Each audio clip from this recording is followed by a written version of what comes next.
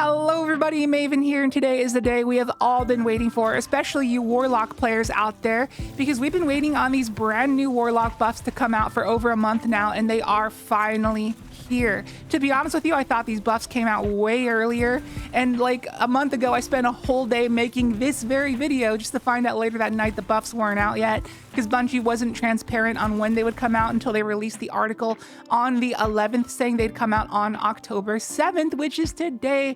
They're finally here. We got a plethora of changes in this update. All three characters got updates of their own, but Warlock is by far the main focus of this new update. So now Warlocks will receive plus 10% grenade regenerate and plus 5% to grenade damage for free, always, all the time, no perk required. It's just an intrinsic trait of the Warlock as a class. It's pretty insane.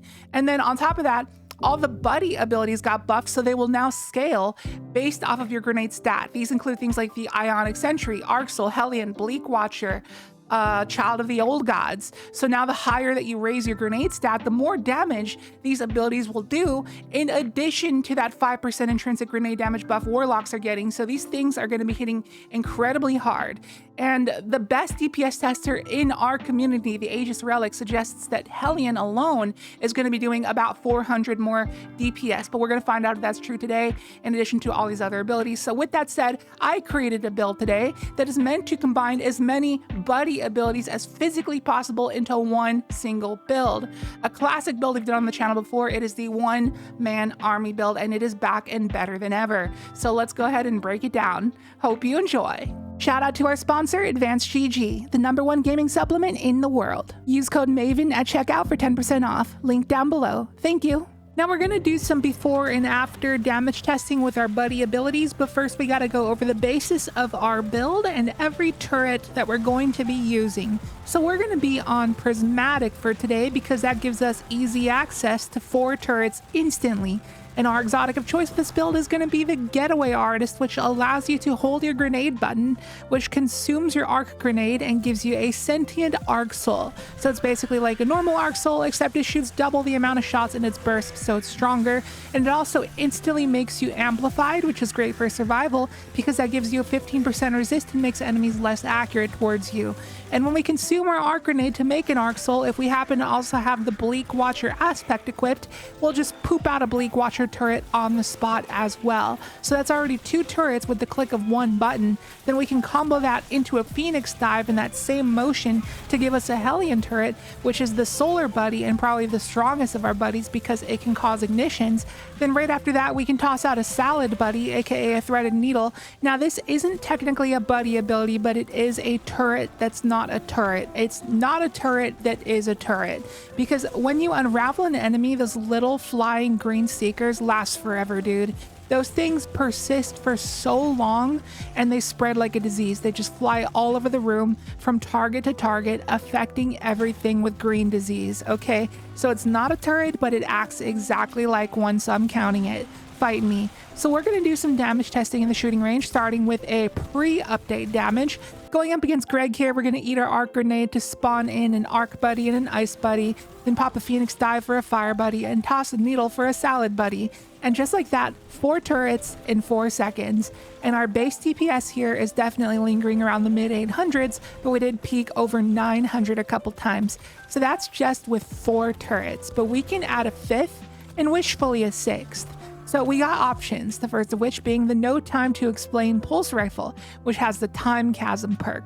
So when you land crits, it adds stacks. When you reach 10 stacks, you get another turret buddy. And here's what that looks like pre-update. So just like before, we can eat an arc grenade, followed by a Phoenix dive, crit with no time, and a needle, and boom. 5 turrets achieved in 5 seconds. That's me and 5 buddies, which is a full fire team of 6. I literally built my own raid team, an army of 1 with minimal effort, and the DPS with No Time to Explain added is around the mid 900s, but is peaking at over 1,000. And having 1,000 DPS for kind of just standing there and doing nothing is actually amazing, seeing as how some of the strongest DPS builds in the game aim to achieve over 2,000 DPS. Doing 1,000 for just standing there is crazy, but it could get even crazier because there is another turret that is stronger than the No Time to Explain turret. and that's the Finality's Augur Exotic Linear Fusion Rifle from the Sundered Doctrine dungeon. This weapon has a perk where you can hold the reload button to make it switch between modes. One mode's a firing mode, which basically just turns it into a vanilla linear fusion rifle, but the other mode allows it to consume ammo to spawn in a turret. Once that turret is deployed, you can then use a turret mode again while aiming at a target to basically paint that target for your turret to start dropping airstrikes on. And this is going to do considerably more damage than the node times time chasm turret because it's a heavy, with our DPS reaching over 1200, like in the mid 1200s. Again, like I just said, 2000 is considered a very strong DPS number in this game. So doing 1200 for just standing still and letting my army do the work is extremely good. Like, I'm not even shooting. If I joined in on the action with something like, say, the Mint Retrograde, my DPS would be miles ahead of 2000. So this is nothing to scoff at. This is very, very strong. And by the way, all these clips were pre-buff. We haven't even gotten to the new update yet. So let's test that out. So here I have 200 in my grenade stat, which gives my grenade abilities a 65% damage buff, and then we get 5% more from that intrinsic Warlock buff. Now this isn't going to affect our Salad Buddy, but it will affect our Bleak Watcher, Arc Soul, and Hellion. So now check out the same damage test post buff, and remember, our DPS before was lingering around the mid 800s and barely peaking over 900 a couple times, but now we're doing around 13 to 1400 DPS, so the Aegis Relic was right. Best DPS tester in our community for a reason, baby. So that's a couple hundred more DPS than we even did with the full Finality's Augur combo before. And not only is this because of the 70% buff, but since the buddy abilities are now affected by everything grenade related, that means they now work with glove mods like bolstering detonation and firepower, etc. But they also now work with the Shield Crush artifact mod. And since Getaway Artist gives us 15 seconds of amplified, which we can extend with arc kills, that's going to make us always have that second half of Shield Crush active, which gives us a 25% boost to our grenade damage and regenerate. So with that said, I can't wait to find out if the buddy abilities will also now interact with the Verity's Brow, and if they do, then expect another build video coming up pretty soon. And now let's do our test with the No Time to Explain again. But Maven, why would anyone use the No Time to Explain when you showed that the Finality's Augur is clearly better? Well, Jonathan, maybe because some people don't have the Finality's Augur, or they just prefer the No Time. Anyway, our pre-damage was peaking over 1000 DPS, but now we're up to the high 1400s to low 1500s. Seeing as how the previous test without it peaked 1400, I wouldn't say the No Time to Explain is adding much, but it does add to the theme of the build, oops, all turrets. So if you want to run it, go for it. And finally, the test we all waited for, the Finality's Augur post-buff, which was previously peaking in the mid-1200s, is now in the high 1600s to low 1700s range. Just an absolutely gnarly amount of DPS for standing there and doing nothing. That's like an actual competitive amount of DPS without even using our weapons, dude. Like, that beats out the Young Ahamkara Spine ability spam on its own. And to put into perspective of how much DPS that is, I'll show you this clip here with the meta Titan DPS build, which is Peacekeepers with Barrow Dyad and Triple Strand Surge, because the Barrow Dyad gives you a ton of super energy so you can spam more Thunder Crashes. And believe it or not, this actually ends up doing more damage than the Falling Star T-Crash builds, just from the sheer consistency of the amount of T-Crashes you can do in a row. And this build peaks out around 2100 DPS consistently, with an infinite longevity since it works off of nothing but primary. So yeah, that's the best Titan DPS build right now, only doing around 2100 DPS, when our Oops All Turrets Warlock build was doing 1700 without doing a thing. So with that said, how much DPS can we pump out if we also use the Mint Retrograde while we have all 5 of our turrets going? Because the Mint Retrograde with Rewind and Bait and Switch and Temporal Blast is on its own one of the strongest DPS things you can do in the entire game right now. And keep in mind, the highest DPS I've been able to do on Warlock so far was with my Apotheosis Solar build, which was reaching around the upper 2000s, but then again, I didn't have the Godroll Mint Retrograde at the time, so to be safe, let's say around 3000 DPS. This quintuple turret setup is now easily reaching over 3000 DPS and peaking 3100 without Well of Radiance, without Blessed Blessing in the Sky or Radiant in general, 0 Surge mods, and also without any kind of debuff such as Weaken or Tractor Cannon, no allies helping. I didn't even pop a dang super. I could have popped a Nova Bomb or a Song of Flame, and we still did more DPS. The highest DPS I personally have seen was with the Prismatic Hunter Hellion build that I did a couple weeks ago, and with that build we were able to peak over 4,000 DPS. And if you had like all like this Wall of Radiance, Weaken, and Surge things going on with this build, it could probably end up beating that. So this build is nothing to scoff at. These buddy abilities go absolutely hard. You're creating an army of 6 with this setup. Imagine if you had an actual raid group of 6 warlocks doing this. You'd have a group of 36 things all shooting at the raid boss at once. I wouldn't be surprised if it crashed the game. Although let's say 31 things, because I'm not sure if Unravel stacks. I don't think it does. Anyway, we got to break down what the actual final version of our build is looking like, and this is a tough one, a doozy if you will. There are honestly so many ways you could put this together and so many ways you can't. So I'm sorry if y'all are mad at me, but to be honest, I wouldn't really go with the 5 turret setup.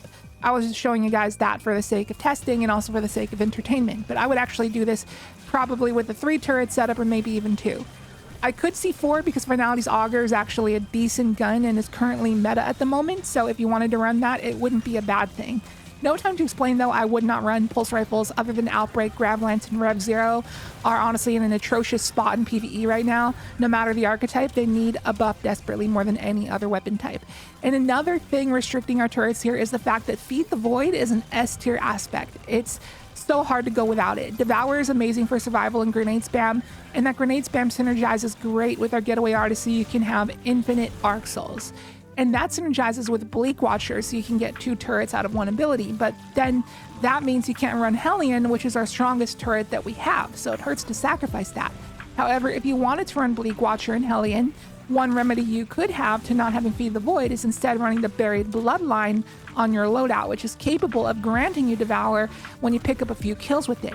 It's a fantastic weapon with a fantastic ammo economy, so it's really not a bad thing to run. But at the end of the day, achieving Devour will just be far more consistent with Feed the Void than this, depending on the difficulty of content you are running. If the content you're running isn't that difficult, then this setup would work out perfectly. But if you're doing anything mega hard, then the consistency is the key, and I'd sacrifice Hellion for Feed the Void.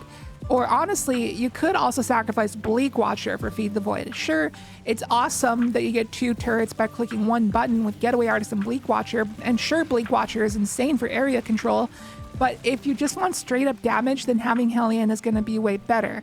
And I could see you going either way, because think about it, Bleak Watcher helps a lot with that clear, but after this new massive damage buff to buddy abilities, the combination of the buddies with Devour is probably going to be just as effective at helping you mow down groups of ads. So I think I just talked myself into it, but running Feed the Void and Hellion along with Finality's Auger seems like a good thing to do. So you get a massive DPS along with Mint Retrograde and the stronger buddies, and you get 4 turrets. It's a win-win in my book. And then you can run the Rewind Jolting Antidate as your primary, which has quickly risen to be my most used primary this season. And in my opinion, it's the best primary to run on Prismatic builds. Because if you go over to our subclass here, we're rocking Facet of Awakening to make elemental pickups on rapid elemental final blows. And Ionic Traces are the best elemental pickups in the game because they grant a ton of ability energy for all 3 of your abilities. So going more arc-centric with your Prismatic builds is always a good idea.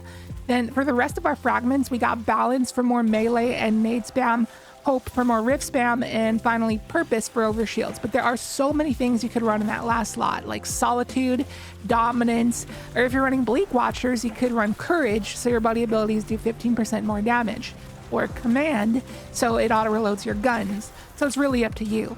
And for our mods, remember buddy abilities now proc grenade mods, so we got double firepower on our gloves so we can make orbs off of our buddies every 5 seconds, and then we got bolstering detonation so our buddies can help recharge our Phoenix Dive. And with all these orbs we're making off of Firepower, Reaper, and Siphon, they're proccing our boot mods like Absolution, Innervation, and Insulation to give us back a ton of ability energy. So with Facet of Hope and these mods, we should get our Phoenix Dive back pretty fast, which allows us to utilize Powerful Attraction and Bomber on the class item. So we got a pretty solid loop of abilities here, especially with Field Crush. And then we got Ashes to Assets and a few resists and, ammo generation mods to round it all out. And for our stats of the build, we got 200 Discipline, and that's it. That's all you want. Don't worry about a single thing else. And if you wanted to worry about anything else, I'd say class in Melee because it never hurts to have more abilities. And then here's my artifact in case anyone wanted to copy it, and that's going to do it for the build. Army of One Reborn. It's super strong right now, easy way to solo through tougher content, especially if you do the classic Bleak Watcher Feed the Void version, which, fun fact, something I often like to gloat about, I created that build back when the Final Shape launched and it spread like wildfire and became meta. Pretty proud of that one, and I'd be pretty surprised if it didn't become meta again, because these buddy abilities are serious business now. One of the best solo players in the game, Esoteric, has commonly used that build to solo a lot of very difficult activities. Even to this day, they still use it. Always a very, very trustworthy build to use and to have in the pocket, because it's one of those types of builds where you can never go wrong using it. And now that it's 70% stronger, you really can't go wrong. I think my setup here with 4 turrets should suffice. I think 5 may be a little overkill, and 6 might not even be possible. But if you can think of a way, feel free to share your ideas down below in the comments. Something I tried to do was proc Time Chasm with the no time, and then menu swap over to the Finality's Augur, but doing so removed Time Chasm. But I bet it would work if I did it the other way around. So that's the only way I can think of at the moment. But anyways, if you'd like to try out the build, as always, a dim loadout link will be down below in the description, and also the pinned comment if you want to give it a try. And if you got any buddies who are Warlock mains, I'd appreciate if you consider sharing this with them. Perhaps this is something they might want to try out as well. Now, this is not the end of the turret build saga. There will be more. I want to revisit the Eunoia build now that Hellion is way stronger, and since Ionic Sentry got affected, I want to do an Arca version, and since Child of the Old God's affected, maybe I'll do a Briarbinds build or something, and I want to see if Verity's Brow works. And we've only really scratched the surface here. There's a ton more updates that happen with this patch, and there's a lot more builds we're going to get to, so don't hesitate to hit that subscribe button for more, as there's a ton of builds in the works. I'd hate to toot my own horn here, but I'm one of the few remaining optimistic Destiny YouTubers in the community, so if you love this game and want positive vibes and more builds to come, I'd love if you stick around for more. It'd be greatly appreciated. So have fun out there with the new update and the new exotic Wolfsbane, and I'll catch you in the next video. See you later.